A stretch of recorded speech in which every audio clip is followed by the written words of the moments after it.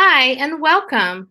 My name is Mio Stevens Gandara, Assistant Professor of Photography and current organizer for cultural events at Rio Hondo College.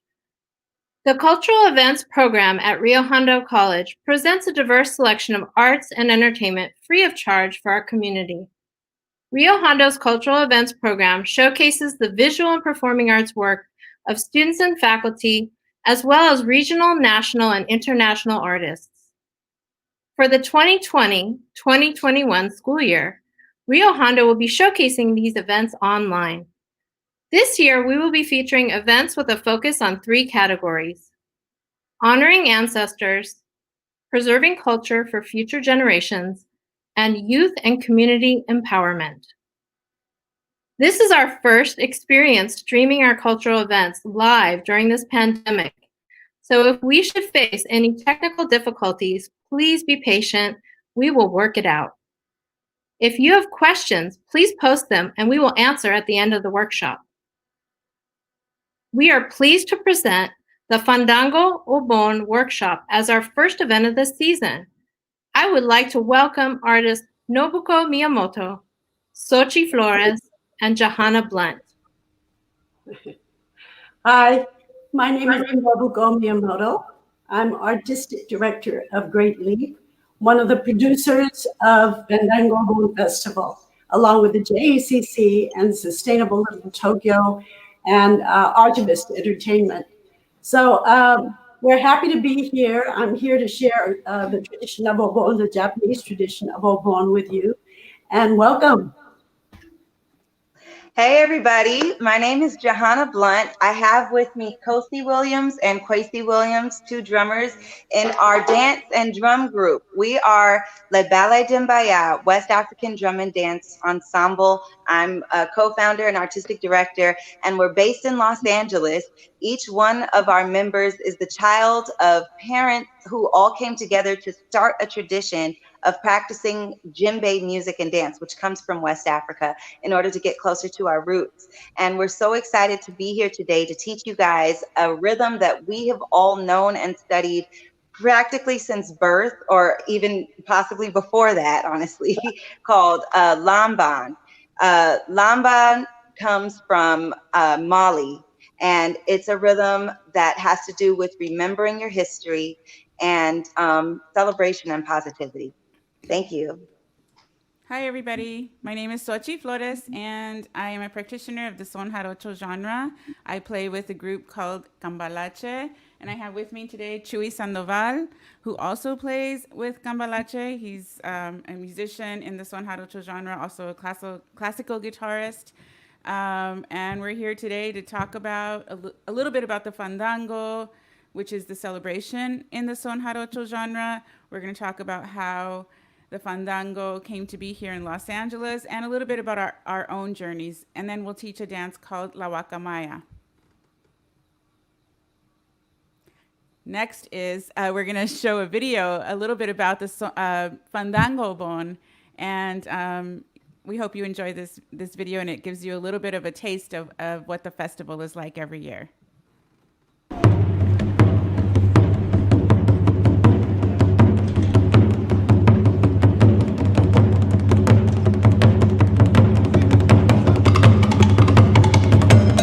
FandangObon is a gathering of three distinct cultures: the West African, Mexican son jarocho culture, and the Obonodori, with Japanese Buddhist traditions.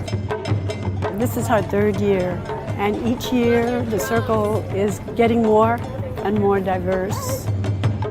As long as the energy is really good, it's very simple to collaborate. And you know, everyone has their own instruments from wherever their country is. They all have the same roots when you really think about it. Fandango, Obon, Polycultural Remix, Jam and a Prayer, Angelino Souls, Transforming Ethnic Borders, Birthing a New World.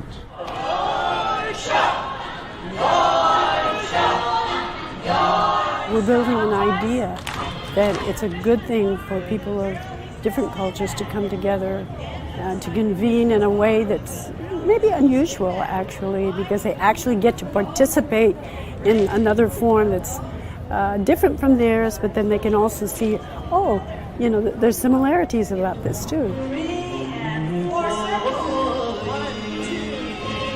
We want people to feel comfortable crossing borders into other communities.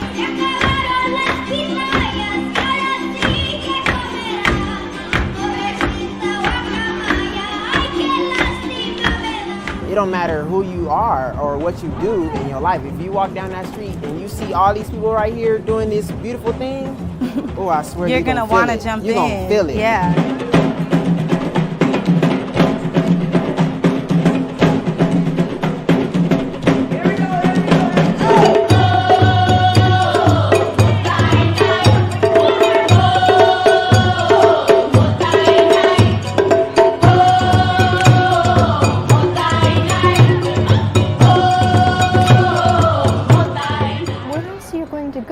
Where you're going to find people from so many different ethnicities coming together and having such a wonderful experience.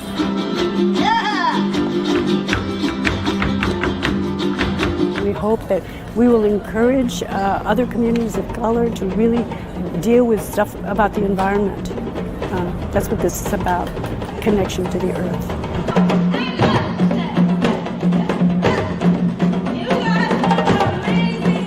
Instill in people the idea that anybody can participate, and they should.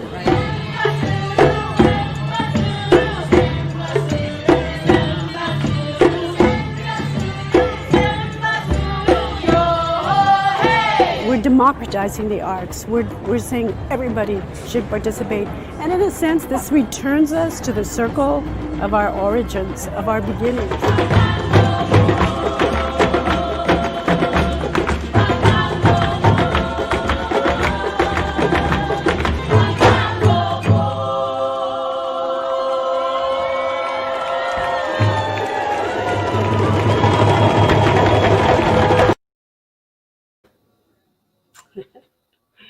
Well, now you have a feel of what FandangObon in person is like. But I want to welcome you into this circle of squares that we're joining together. I must say that I commend you for being here, for reaching out and trying to be part of community in this time of separation. Separation not only because of the COVID, but also separation in the sense that this is a country and a leadership in a country that is trying to divide us. And this is something we can do to show that we are united. So welcome to the circle of FandangObon. Also, I want to say that when you dance in that circle, you are also embodying other people's cultures, taking it into your body. So it's not just a matter of entering it into your mind, but you're entering it into your body. So let me give you a little background of FandangObon. It started with a simple song, a collaboration between myself and Quetzal Flores. Now, besides being the head of the Grammy Award-winning band Quetzal, he is also a fandango practitioner, and which comes from Veracruz, Mexico. Now, I write songs for the Japanese tradition, Japanese American tradition of Obon. And both of these music and dance traditions circle around a platform. Theirs is called a tarima, a wooden platform, and ours is called a yagura. Mexicans and Japanese have shared neighborhoods together. But what would it be like for us to bring our traditions together? So that song led to the first FandangObon festival, which gathered our communities to dance in one circle. People loved it. And now, 8 festivals later, the circle continues to use music and dance from West Africa, as well as Mexican fandango and Japanese obon. And we also added the Sufi tradition from the Muslim world of Hadra. So FandangObon also has an environmental component where we share traditional and contemporary wisdom about how to make our communities more sustainable. FandangObon honors our cultures and we honor Mother Earth. We usually do several workshops in community spaces before the festival, but since we can't do it this year, here we are in the Circle of Squares. And today is our first workshop leading up to the festival this fall, which we don't quite have a date for, but if you tune in, keep tuned in to FandangObon.org.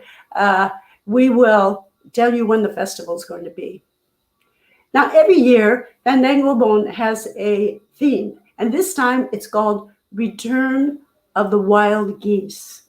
It comes from a poetic Japanese description of a particular season of the year, symbolizing coming home in many, many different ways.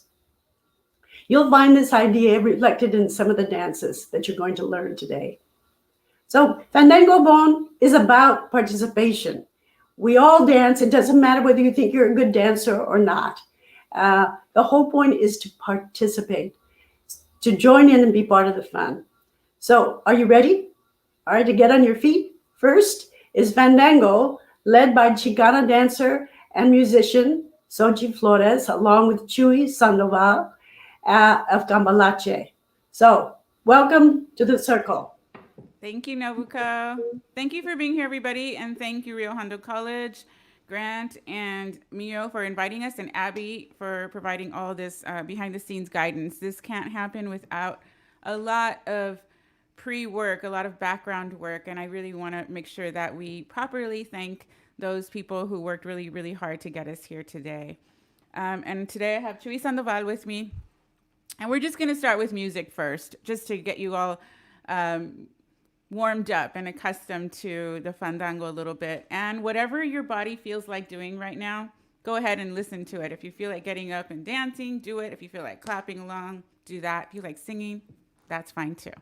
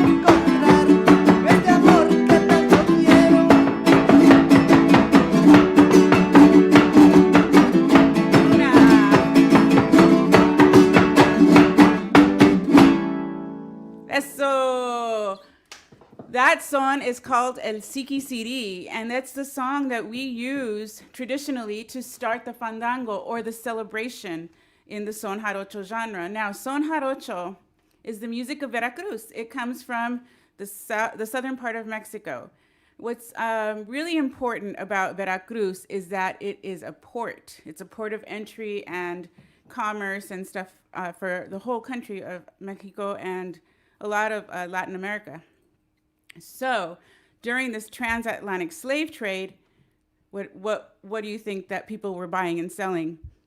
Other people. So there are roots there in Veracruz. There's an African diaspora. There's West Africans and North Africans. Because of colonization, the North Africans, the Arabs who colonized Spain, there's that influence. And then there's the Africans who were forced to leave their homes and to come and be slaves. So there's the influence is there, and there's also the Spanish influence and the indigenous Mexican influence. So this music is a mix. It's a lot of different cultures who were resisting and who were being together in many, many, many ways.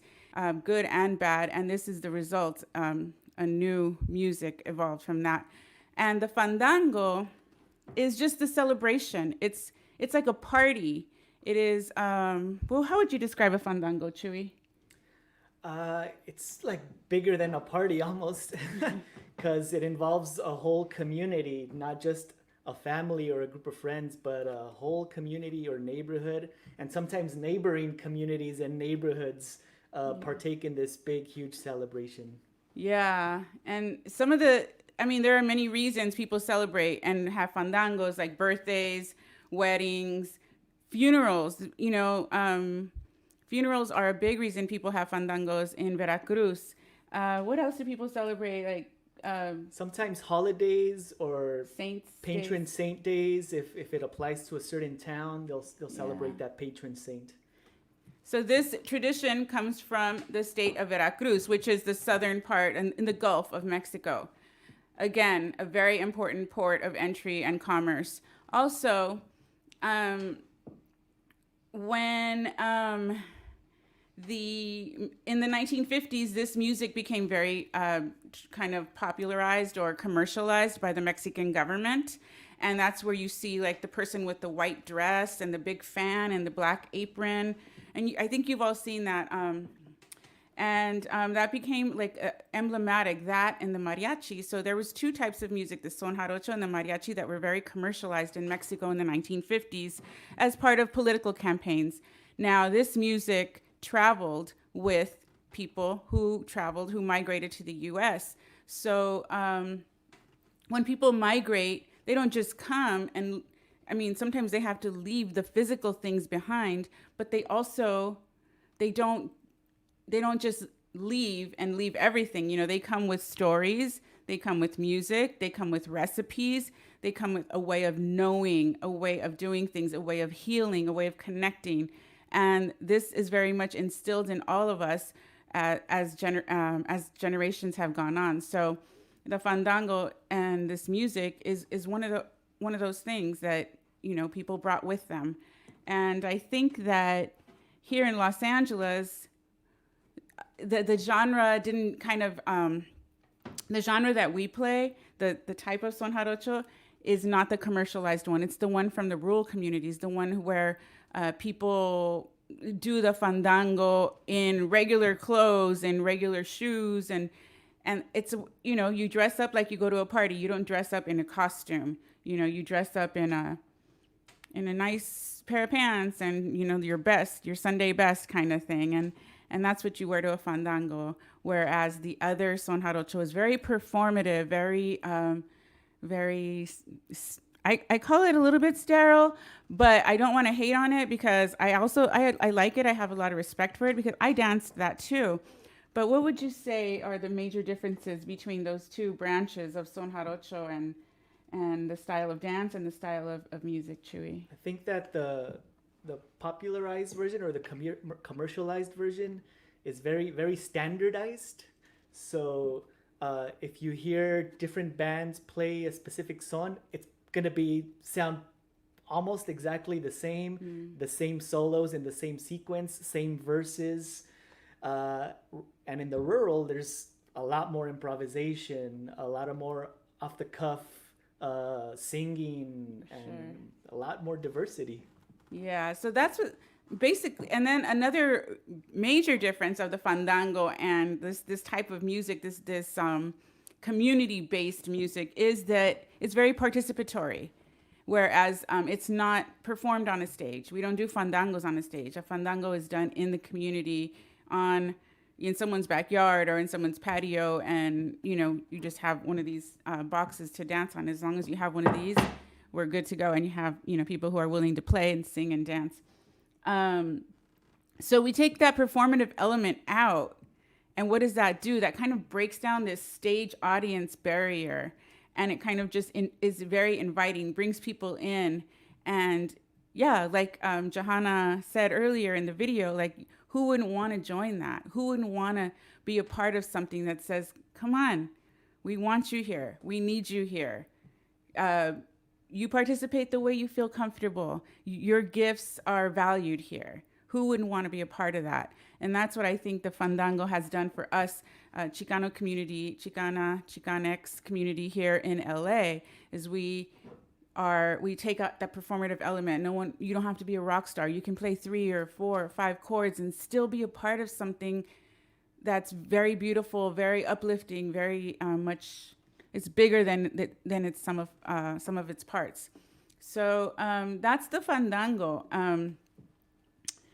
and there are many reasons that it kind of has taken root here in the U.S. and part of those are like people wanting to connect to each other, people wanting to connect to their roots back in Mexico, people wanting to resist full acculturation and to be able to tell our stories in ways that our ancestors did. So what other reasons do you think, why do you practice Fandango music and son jarocho, Chuy, and why do you come to the Fandangos? I think the first reason that I started to like this music was because of the verses. I think the first time I heard this music, the verses just reminded me of things I heard my mom say at home. And that's not something that I hear on the radio. And so, yeah, it connected me to her, even though she's not from Veracruz, she's from Mexico. But a lot of the things or popular sayings jump from rural community to rural community in Mexico. And yeah, they reminded me of my mom. That's awesome. So being a Chicana in the Chicana arts community in LA led me to Veracruz. I was part of a delegation that traveled to Veracruz in 2002 and 2003 to participate in what we call an encuentro, or an encounter, or convening of sorts of musicians, artists, writers, dancers, community workers, activists. We all kind of got together, so Chicanx folks and Jarochos together, and a bunch of projects in writing and music and dance came out of this encuentro. And we've been continuing this dialogue back and forth from LA to Veracruz. And now it's like Bay Area, it's Wisconsin, it's Texas, it's Arizona, it's Washington, New York, it's everywhere. It's Philly, Pennsylvania. They're fandangos and son jarocho practitioners everywhere now, and it's a testament to how powerful breaking down these barriers can be. So that's why we practice. We also perform it on stage. So we do both. We do the fandango and we do the performative element, but we perform this rural type of music, and we write our own verses about our own realities. And so that's pretty much the fandango, why we practice, and son jarocho here in LA. I'm going to teach you today a dance called La Guacamaya, and it goes with the theme of, returning to your home, the wild geese returning home, of the FandangObon theme this year. So we're gonna do a few verses of La Guacamaya, and basically what we do in son jarocho, in the fandango, we dance with our feet a lot. We're the percussive element. We're very much the percussion of the fandango. So we're kind of the drum, okay? So what we're gonna do is use our feet, and you don't have to have special shoes. All you have to do is to be able to make a little bit of noise with your feet or with your shoes or sandals, chanclas, whatever you've got. Just dance, okay? So everybody, let's stand up, and we're gonna do a quick review, or not a review because we haven't gone over it, but we're gonna just go over the steps a little bit. So we're gonna do this. It's like open, close, or it's open, close, side.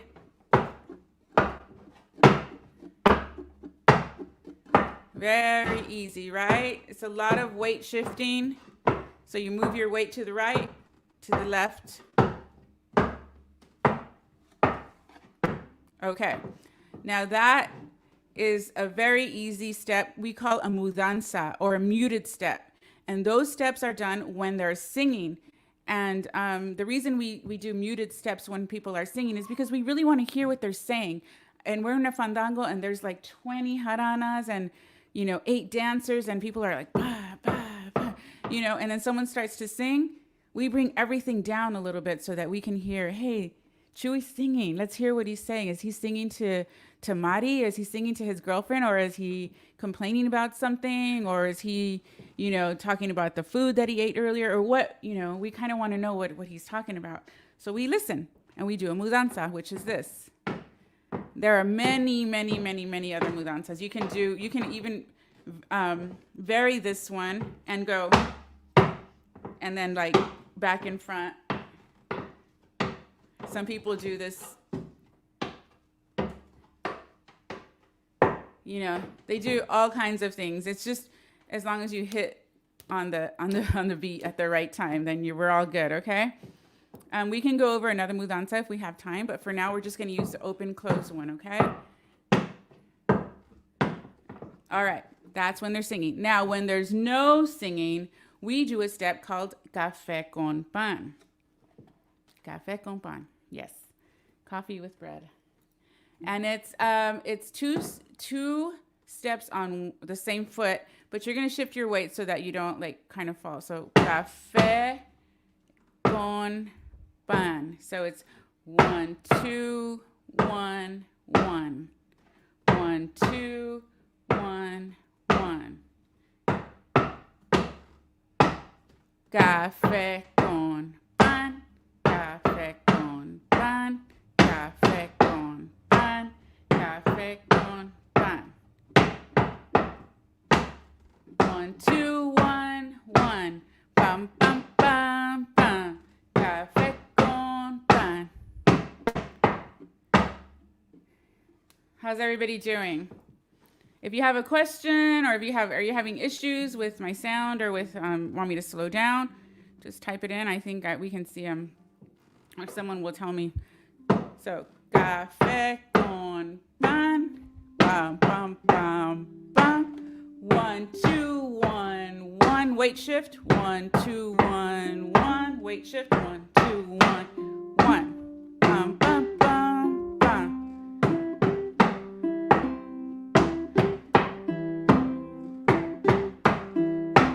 Café con pan. 1, 2, 1, 1.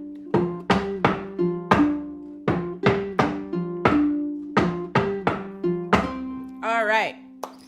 Now, that happens when there's no singing and it's just music. So, the only thing is, we forgot to do one part. When Chewy is singing La Guacamaya, there's a call, there's a response, there's another call and a response. So this is the verse structure of the son.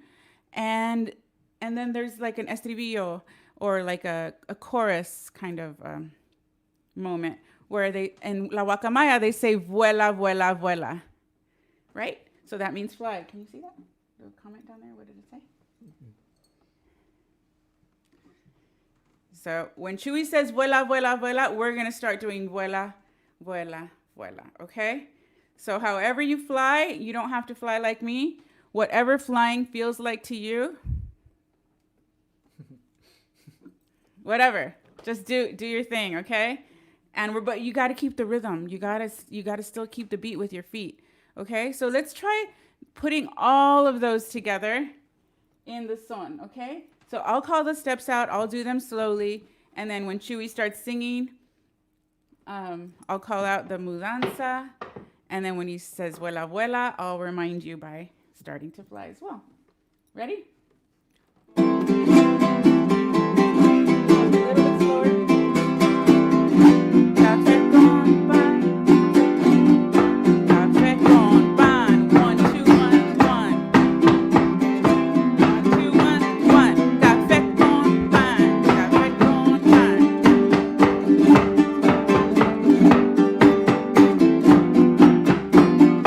1, 2, 1, 1. Café con pan. Café con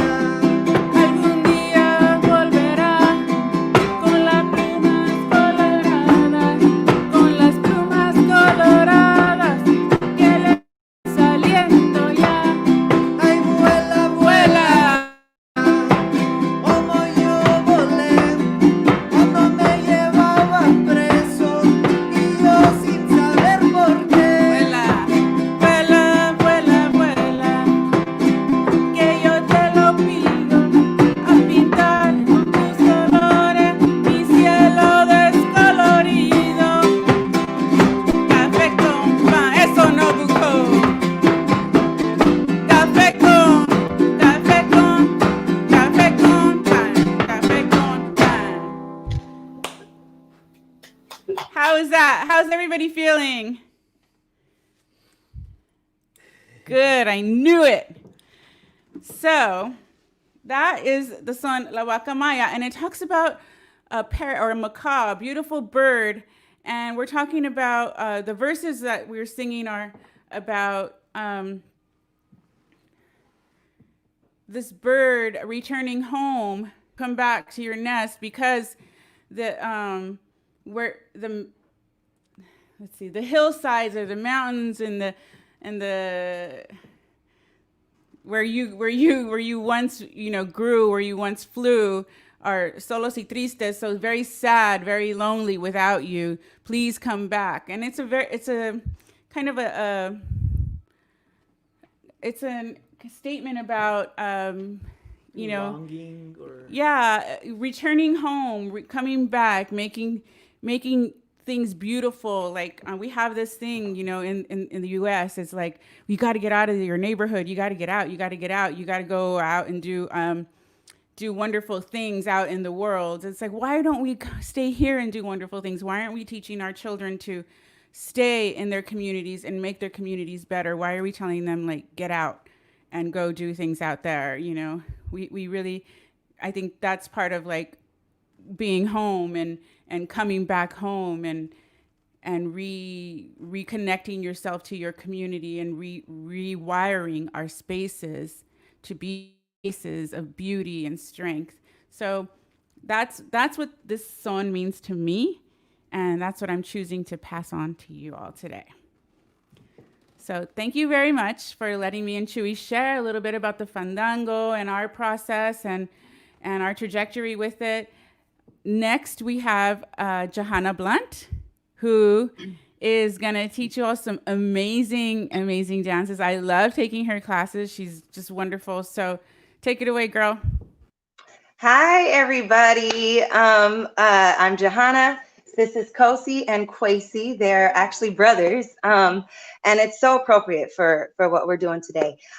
We are Le Ballet d'Imbaya. We're part of a much larger group. Like I said earlier, we grew up here in Los Angeles, so a lot of people think that we are from Africa directly. I say indirectly, yes, like all of us, but we are from Los Angeles, and we happen to grow up practicing rhythms and dances from West Africa. Our parents made the conscious decisions to look further into their roots. And like I was listening to a lot of what Sochi had to say about people basically, there was a lot of colonization, a lot of slavery, and a lot of art forms that resulted from the enslavement. And particularly in the States, one of the first things that they took was the drum. You can see in other countries that the drum kind of remained and transformed into different styles that exist today, like Afro-Cuban, Afro-Haitian movement and whatnot. But here in the States, we didn't really have a tradition that solely centered around percussive rhythms. There's jazz, of course, there's blues, and those forms. But as far as that traditional drum percussion, we didn't really have that here. And so I would say in about the 1960s, possibly the late 50s, that was the first time in 400 or 500 years that African descendants had been exposed to djembe music. I won't say it's the first time. I don't know. I wasn't there, but I would say as in modern day, we've only been exposed to this since about the 50s and 60s, really the 60s. And we had our first exposure through I'm sorry, I'm about to say our group, Les Ballets Africains. Okay, Les Ballets Africains, one of the first troops from West Africa to come here to the States. And so hearing Sochi talk about how it's an act of resistance and, uprising and whatnot, I kind of feel like we're doing that now, honestly. Us practicing our culture and looking into our roots going further back than when the slave ships brought us over here, us indulging in who we are, in our identity. I feel like that in and of itself is an act of revolution that was never intended to happen here. They took the drum away from us first, and I feel like this is our way of taking it back. It's our birthright, and I'm so excited to be working with a group like FandangObon, who has always, I mean, it wasn't always cool to do this. You know, we've been doing this since we were born, but we were still part of a very small group of people who even knew about this and who practiced and studied it. And people like Nobuko have always encouraged us to keep on practicing it, not only keep practicing it and preserving it, but to share it. You know, there's other people who are interested in it, to share it with other cultures and other people. And it's really great. So I'm going to show you a clip of a little bit of what we do and use that as a segue into what we're going to practice today. This clip is from a holiday show at the Dorothy Chandler Pavilion that we did a couple years ago. And the rhythm that you're going to see in this clip is called cuckoo. And I wanted to use this clip because you can see in the movement some of how there's an imitation of the flight and freedom of birds, which has to do with the theme that we're going to bring you, Wild Geese Return. So I hope you enjoy this clip.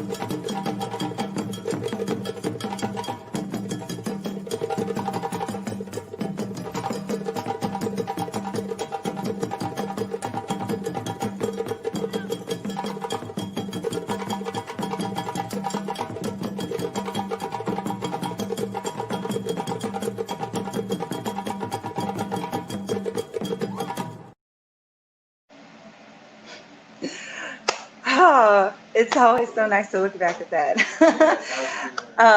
Yes, so that's a little bit of what the movement looks like. I'm not going to go that hard with you guys, so don't be nervous. Some of you might have seen that and been like, oh my God, is that what we're going to do? No, that's what it looks like when it's done pretty full out and, you know, at a performance level. But the beautiful thing about this art form is that it's not always meant to be performed. Sometimes it's just meant to be shared in the village. You see people who are much elder or much younger who still practice together and perform, or not perform, but dance together, okay? That's something that we don't always have is circles of movement and singing and dancing together, okay?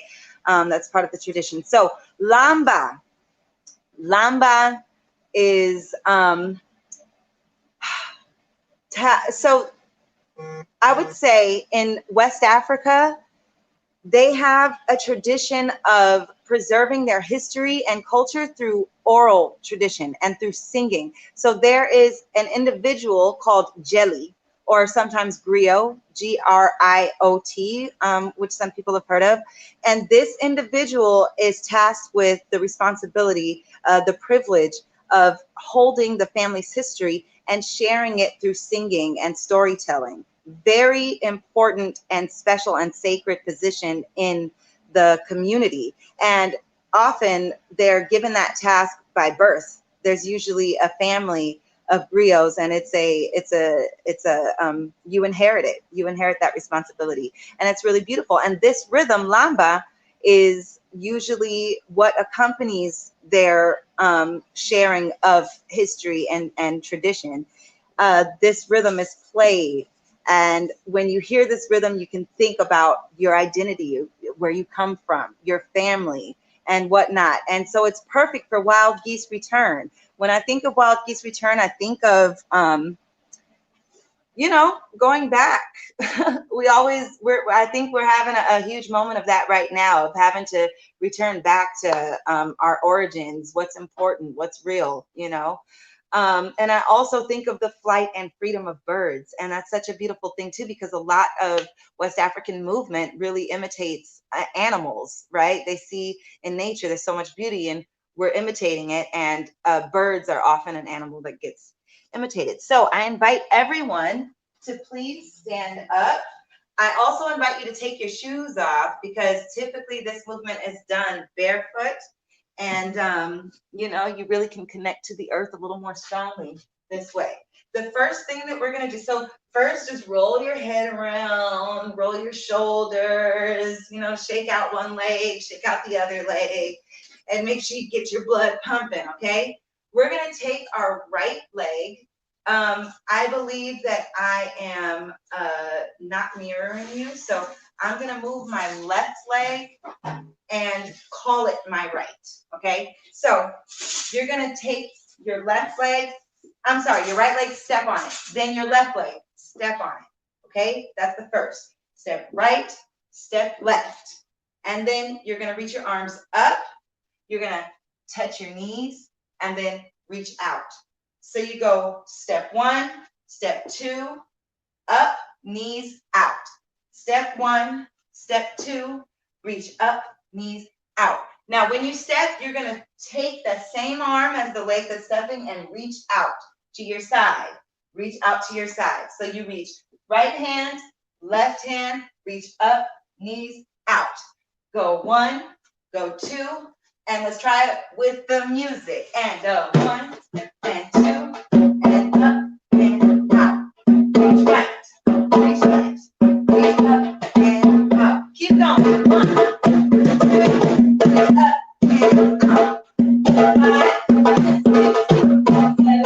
two more.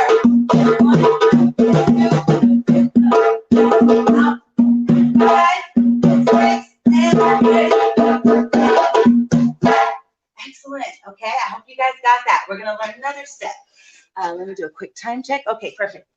So once we finish that, this one is a little bit more complicated. You're going to take your right foot, you just touch to the floor and then step on the floor. So that means your right foot is going to move 2 times. You go touch, step, then you go to the left, step, then back to the right, step. So it goes right, right, left, right. Okay? You have 1, 2, switch, switch. Then you do it again on your left side. 3, 4, switch, switch. Double step, single, single. Double step, single, single. 1, 2, 3, 4, 5, 6, 7, 8. A couple more. 1, 2, 3, 4, 5, 6, 7, 8. Good. Now your arms are going to act like you're holding a tray or something in your hands, and you're going to bring it from behind you on your side, on your right side, and toss it out into the, you know, sky, universe, trees, whatever you want to think. Okay? Toss it out and then bring it around over to the other side. You see that? You're going to start on your right, swing out, and end up on your left. Then you're going to swing back again, only halfway this time, and bring it back over to your left side, right? And you're going to repeat that pattern again. Swing all the way around, bring it halfway and back. Swing all the way around, bring it halfway and back. Swing and front, back. Swing around and front, back. Now the way that the feet and the hands work together, you're going to touch, step, step, step. Touch, step, step, step. Touch, step, step, step. Notice that my left foot and my hands are on my left side. Same side, right? 1, 2, 3, 4. Touch, step, step, step, okay? Let's try that with a little bit of music. We start with the touch. 5, 6, nice and slow. 5, 6, here we go. Touch, step, slow, slow, slow. Sorry, we're gonna go even slower. Here we go. 5, 6, here we go. Touch, step, step, step. Step, step, step, step. Touch, step, step, step. Go around. Step, step, go around.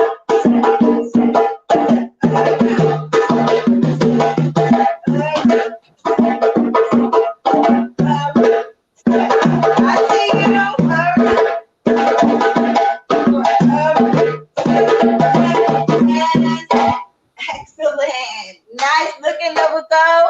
Okay, so let's try and put those 2 steps together. We have reach out, reach up, and forward. We're going to do that maybe 4 times, and then we'll transition into giving good energy out into the universe. Okay, let's try it. I'll give you your cue when to start.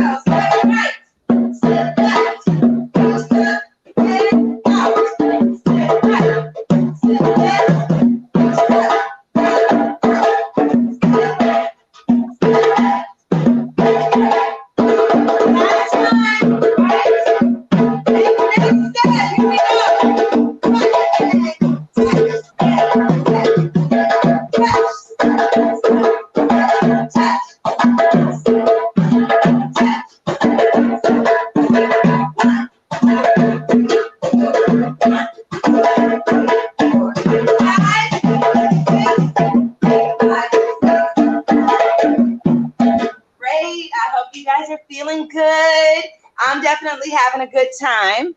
Okay, I have one more movement to show you guys. This one is, we call it a chauffe. Okay, and chauffe comes from the French word échauffer, which means to heat up, and we use that to describe the final movement at the end that's going to complete our whole our whole section, or a whole piece, our whole vibe. This is the exclamation point at the end. It heats up, it gets really hot and fast, and then we finish. Okay, so this chauffe is pretty simple. You're gonna double step on each leg. You're gonna go right, right, left, left. 1, 2, 1, 2. 1, 2, 1, 2. Pretty simple with the feet. Okay, this one is also fun because you get to just really release as much as you want. You can just give in at the end of the dance. You're going to take your hands, you're going to put them gently behind your back. You're going to rest them and make sure that your elbows are out. You can almost think of this as wings, okay? Almost in the flight of birds. You're going to undulate in your chest as you move your feet. And with each step, your chest is going to have an undulation. So it looks like this. 1, 2, 1, 2. 1, 2, 1, 2. Right, right, left, left. 1, 2, 1, 2. And you can let your arms, you can let your arms be loose and free there too. Okay, so try it with me. Hands behind your back. You're gonna lean forward just a little bit, not too far. You don't want to be way down here, just a little. And you're going to release in the chest. 5, 6, 7, and 1, 2, 1, 2, 1, 2, 1, 2, 1, 2, 1, 2, 1, 2, 1, 2, 1, 2. Good. Okay. You have the release happens, the lift in the chest. 1, 2. All right. Let's try and do that with a little bit of music, and then we'll put everything together. And then I think, yes. And then I think that will be our, that will complete our lesson for today. All right, let's try it.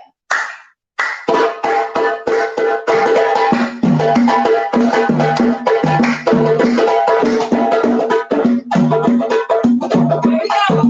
5, 6, 7, 8.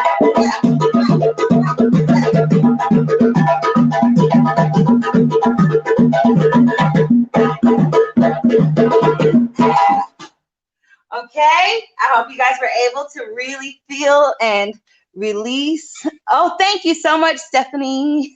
I see you. So let's try and put it all together. Let's go over it without music. You step right, you step left, reaching your hands out, and then you reach up, touch your knees, and out forward. Step right, step left, reach up and out. From there, we're gonna take our hands behind us and throw it out. And step, step, step. Throw, step, step, step. You double, step, step, step. Tap, step, step, step.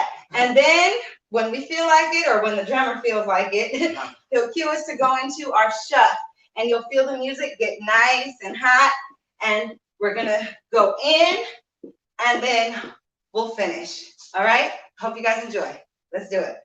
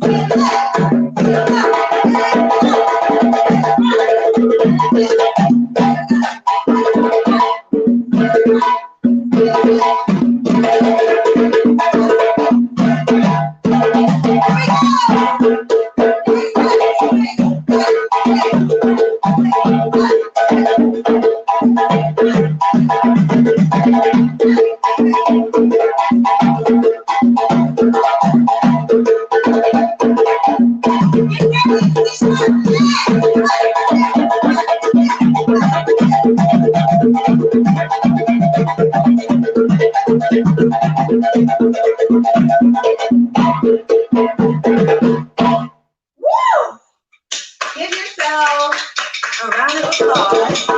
You made it through that whole thing, okay? That was really awesome. Another purpose of that rhythm is to uplift and to heal and to empower, and I hope you guys feel a little bit of that. I hope you learned something today. Thank you so much for having me. I'm gonna pass it over to Nobuko, who's gonna give you guys some Japanese culture to go along with this. Thank you so much. Thank you so much. That was so much fun. Now I'm out of breath because I was really dancing. But the interesting thing is really, like I said, embodying, it's like a language. We're learning a language, a language of the body. And so much of American movement and dance is about African dance anyway. Popular dance is about African dance and music. So what I'm going to show you now is something totally different. You don't need to warm up. You're already warmed up. In fact, Japanese traditional Obon is very easy to do. It's a dance that brings all generations and all classes of people together. Some people come to practices and they know the dances, but some people just come to the festival. No, don't put that up yet. Don't put that up yet. Don't put that up yet. Okay. Some people just come to the festival and stumble around the circle until they figure out the dance. So it's very informal and it's easy to do. So a part of, I think, the simplicity and ease of these dances is also the clothing that people wore. I don't see them as costumes. These are the clothing that my ancestors wore. This is called yukata. And it's a simple cotton summer kimono. It's wrapped tight around the body and tied with an obi. This is an informal obi. And so you can't move a lot. And in the old days, the men and women wore the same sort of basic clothing. These long kimono with obi. And so the shoes, well, three pieces of wood, three pieces of wood and a thong. This is what people wore. It's called a geta. And then, of course, most people know zoris. Most people have a pair of zoris. They have traveled and is very common in America, but I'm going to be barefoot in this case. In my house, we don't wear shoes. So let me tell you a bit about Obon itself. It's a Buddhist ritual of ancestor remembrance. And our grandparents brought this music and dance in the early 1900s when they immigrated here. And in Japan, Obon happens in August when everybody returns home, like the geese, to visit family and visit the grave sites. Then afterwards, they go out and dance in a circle. Now, sometimes they'll do one dance for hours and hours and hours.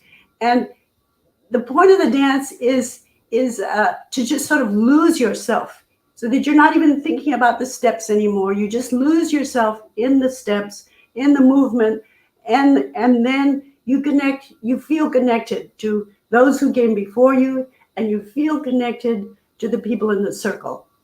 And that's one of the reasons why I miss Obon this year. We didn't get to do it. And I really miss dancing in that village, even though that village is here in the US. Here we do a lot of different dances because these dances reflect the places where people came from. And some of them are, just it describes the scenery, but some of them are sort of work songs that, like a fisherman's work song or a horseman's work song. This one I'm going to teach you is called the Tanko Bushi. Tanko meaning coal, the coal mine. This is a song that was done about, it was a work song about the coal mining. And I just recently found out, this is the most common dance done, everybody knows it here in America. But recently I found out it was originally sung by Japanese women coal miners. They danced they worked in the mines, and they sang this song to keep themselves going. And I saw pictures of this, and it's really almost like they were slaves. And actually, this came from close to my homeland, where my grandparents are from, in Kyushu, southern Japan. So we're going to learn this dance. First, I'll do it without music, and then we'll add the music to it, okay? I'm going to use the right foot, and you're going to use the right foot too, because I'm going to start moving in a circle, so you can follow me. All right, so the first movement is a digging with the right foot, digging with the left foot. All right, and we just do that once on the right and once on the left. Dig right, and left, and left. All right, so that's easy to do with a shovel, shovel, shovel, shovel. The next movement, you're throwing the coal over your right shoulder, step right, and step left. Okay, that's all. So dig, right foot, and left foot dig, over the right shoulder, throw it over, okay? The next movement is looking back over your right shoulder. Look where you've been. So the hand movements, now they hold their fingers together when they dance. They hold their fingers together. So they're looking over, okay? Over your right shoulder, over your left shoulder, all right? So once again from the beginning, digging first, throwing over the shoulder, right shoulder, left shoulder, then looking back over your right shoulder, over your left shoulder. And dig right, dig left, left. Over right shoulder, 1, 2. Now look back, okay? Now, we're gonna push the cart that the coal is on. Push it forward and push it forward, right? Starting with the right foot, push with the right foot, push with the left foot, all right? So those are so simple. So digging, right foot, left foot, over the shoulder, right foot, left foot, Look back where you've been. Look. Now push the guard forward and forward. Now the last one, just like Johanna was saying, you have a final step. And this is a very common final step to all Obon dances. With the hands, you finish and 2 claps. Okay, right foot. Finish and clap. All done. Okay? So let's go through the whole sequence and we'll finish. This is called hiraite with your hands. Okay? All right. Right foot first. Okay? Dig right. Dig left. Dig over the right shoulder. Right. Left. Look back over your right shoulder. Over your left shoulder. Now push forward the cart. And hiraite, all finished. Okay? So you can be just like everybody else. We'll stumble through this dance with the music. We won't do the whole dance because I want to show you another dance that's contemporary. All right? So here we go. Saturn 5, here we go.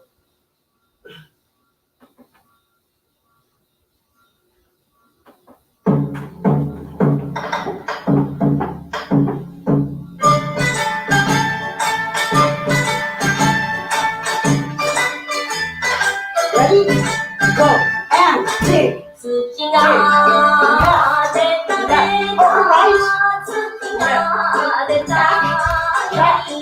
Push. Finish. And right. Left. Hold the right shoulder. Left look. Back. Push. And over shoulder. Look back.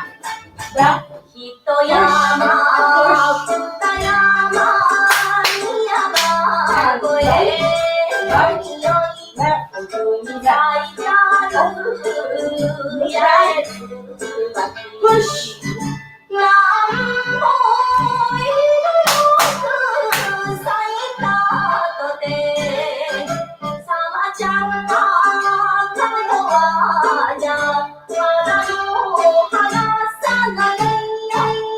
One more time.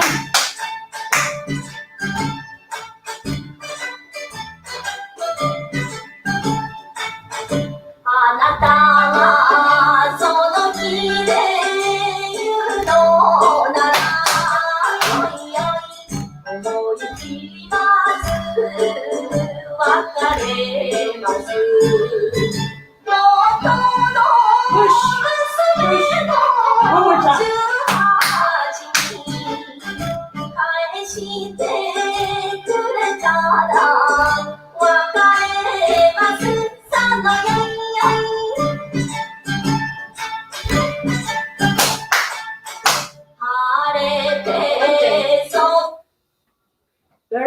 Very good. Did you get it? So it's very easy. It's not as physical as African dance, using the whole body very openly. But once you get into it, and when you're dancing with 500 or 600 people, it is really fun. So this one, this piece is called Bambutsu, and this is the new one that was written in collaboration with Quetzal. And this is the theme song of FandangObon. And FandangObon, Bambutsu, it's called Bambutsu no Tsunagari, which means 10,000 things all connected. Because that's us in America. We're all connected, even though they say we're not. We are all connected.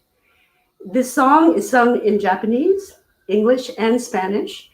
And you're going to hear the voice and words of Cesar Castro, who is the husband of Sochi, who is one of the most famous son jarocho singers here in this country. And you'll see in it, as I'm teaching it, the movements of Wakamaya. Wakamaya the bird, just as you did in the fandango dance. Okay, so here's a video of my teaching and enjoy. Okay. The dance is in 4 different sections. Oh, and let me say that we all need a fan to do this dance. So the first step is Guacamaya. Guacamaya is a bird that comes from Veracruz. It's like a parrot that's disappearing because of the environmental crisis that we're in. So it's step to the right, step to the left, step to the right, step to the left. Right, touch, left, touch, right, touch, left, touch. Very simple. It's the second section.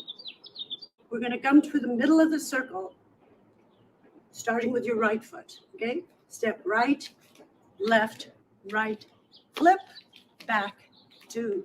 Always with your right foot, right, left, right, flip, right, left, right. That's the second section. Third section, half moon with your arms. Starting with your right foot, you're going counterclockwise. And right, step, step, touch, left, right, left, touch, right, left, right, touch, left, right, left, touch. Okay? So, fourth section. Fourth section, you face the front, the middle of the circle, and you're going to, with your right foot, lunge, clap, outward facing, 2 claps. Step right, 2, 3, 4, turn 1. Again, you're going to do it twice. Lunge right. So think of this like you're centering yourself in the earth. So when you step, feel downward. Okay, and 1, 2, and 3. 2 claps. Step back, right foot. 1, 2, full circle. 2, 3, 4. Again, so start from the top. 2, right, left, right, left, right, front. In the circle we dance, no beginning, no ending. In the circle we dance, I am you, you are the other me. Punch.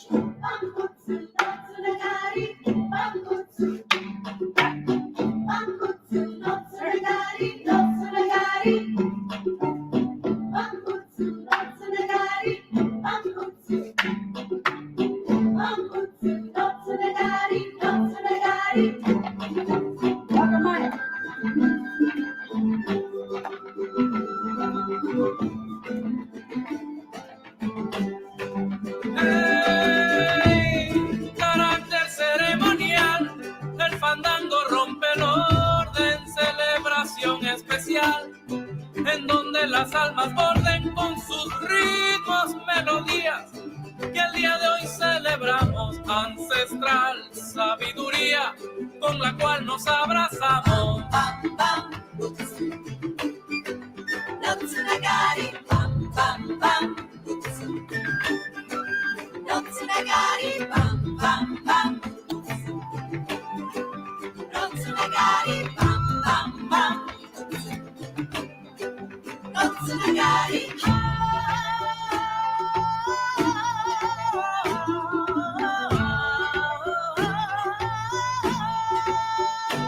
In the circle we dance to remember the day. In the circle we dance. Oneness is moving.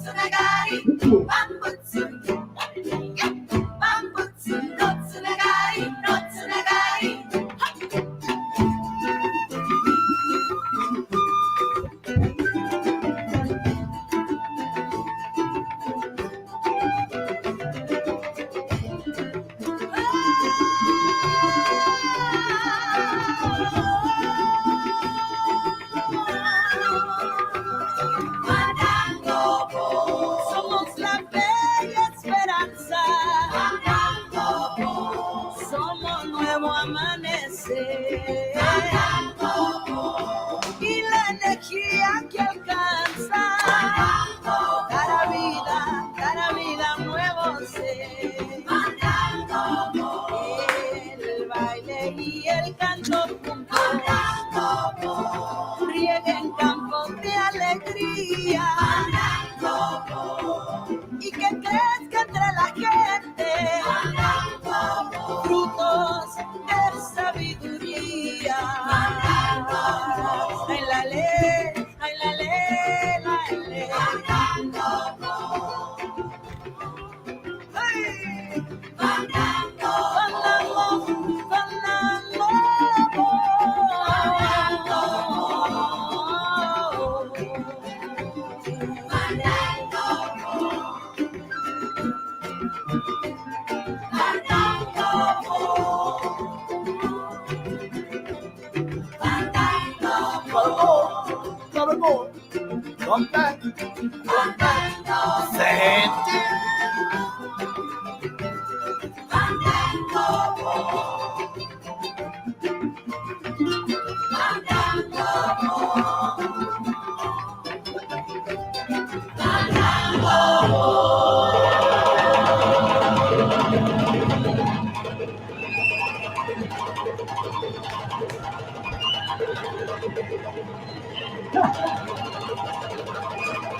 All right.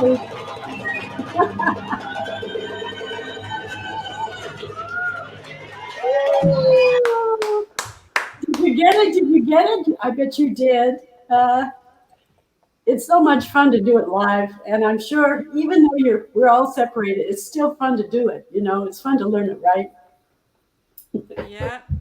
I was sitting down and then I had to join in. I couldn't stop myself. It was just too much. I know every time I hear the music, just fandango, like that whole thing, it really, really is touching. Yeah.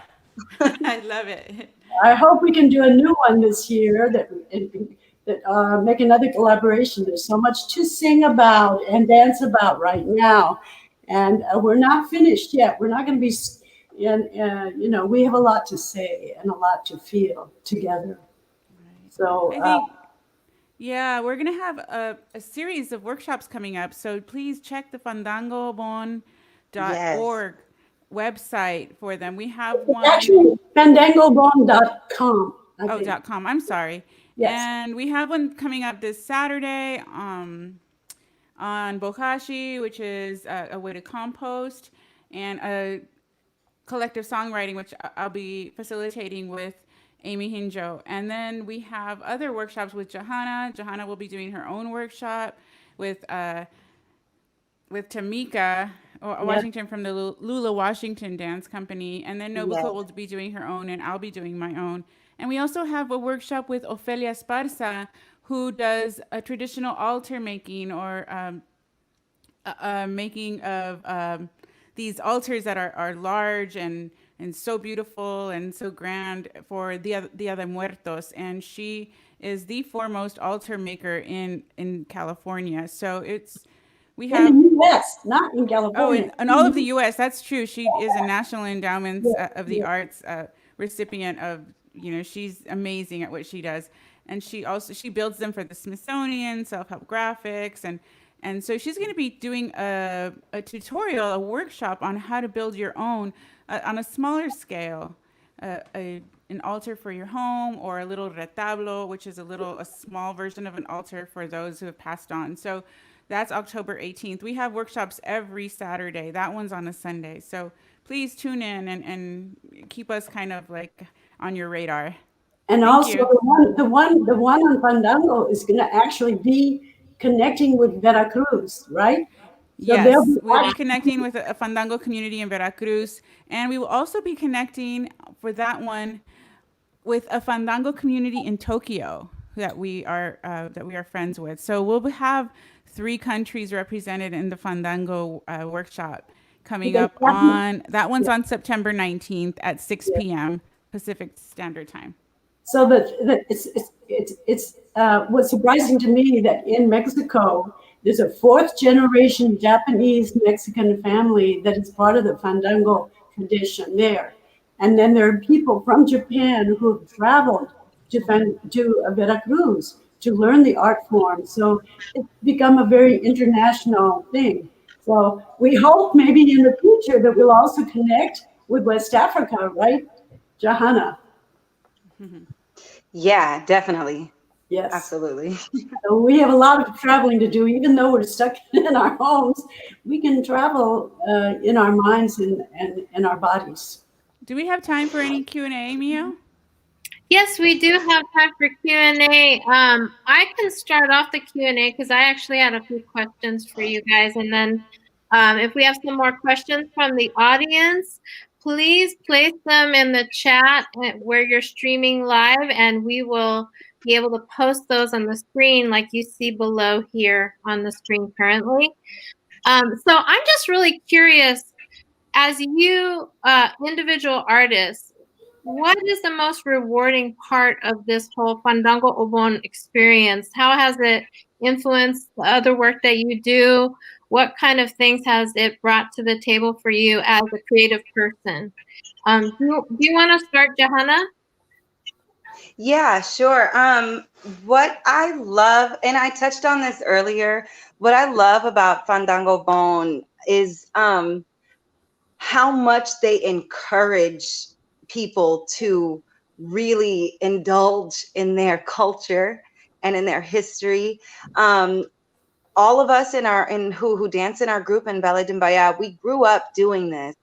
Our parents kind of forced it on us. We're grateful now. We realize what a gift they gave us, but we were forced, we were put on stage, we were put in classes. They were like, you're going to do this. And we often were made fun of in school. We were misunderstood because this culture wasn't known about. It wasn't respected. It wasn't appreciated. And people like Nobuko have always been like, oh my God, what you do is so great. Share it. And I love that we're surrounded by people who are interested in learning what it is that we do, who are happy to share what they do with us. It is just really such a beautiful thing for, diversity. People talk about it all the time, but it really, really matters. It makes such a huge uplifting difference just in our physical bodies, to be around all of those different beautiful sounds and colors and movements and all of that. It's really, as far as like my artistry, it's contributed to really figuring out how to collaborate and communicate. Like when you have Japanese instruments and African instruments and Mexican instruments, and trying to figure out how all of those can work together in one song, that's really it's a skill. It takes love, it takes patience. And that's something that I've really learned in FandangObon and been able to carry over into other parts of my life and my career and everything. So I hope that answers the question. Oh, yeah. And either of you two, Nobuko or Sochi, want to chime in about that idea? Well, I'll chime in. It's fulfilling. Yeah. The fact is that we grew up sharing the same neighborhoods. I grew up in a Black neighborhood after World War II. The places that we were able to live were in the Black community and in the Latino community. So for us, we were always hanging out with these kids, in school and music class or dance class or whatever. But we didn't often get to go into their homes or celebrate with them, after school or whatever. Then we went our own ways. And this is really a chance to go deeper into the cultures, to really get to know. And also because these ways of us gathering has preserved us and had lasted. And this is a lesson for COVID and the pandemic, is that these cultures have endured over time.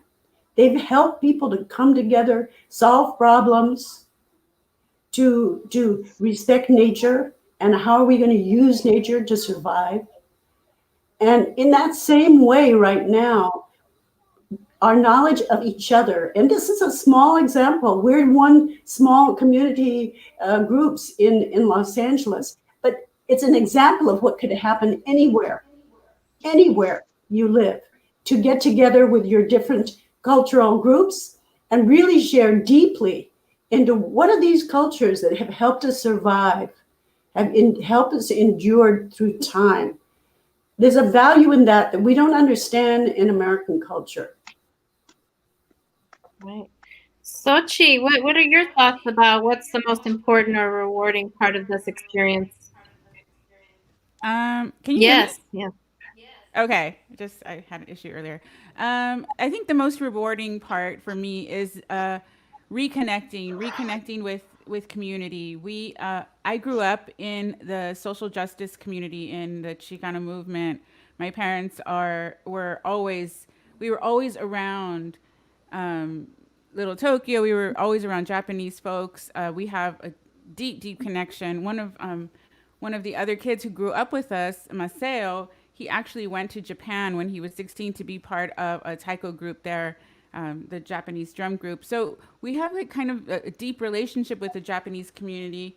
And so it was like a coming home of sorts. It's always like a coming home of sorts. Like I'm familiar with it, but it's also a new way to connect. It's not through, I mean, it very much is rooted in social justice, but it's not through like a meeting or a demonstration. It's more like practicing the arts, and that's something that was missing when I was growing up. So it's a new way to connect to this community. It's really interesting. And I see people who are my babysitters at FandangObon, and they're like, "Hey, Sochi, how are you?" It's like these Japanese aunties and uncles who took care of us, who did childcare work when my parents were doing movement work, and they're there at FandangObon, but it's a whole different capacity. It's a whole different avenue of relating. So it's really nice. It's really rewarding. And then my group, Cambalache, we traveled to Japan last year we played in Tokyo, Osaka,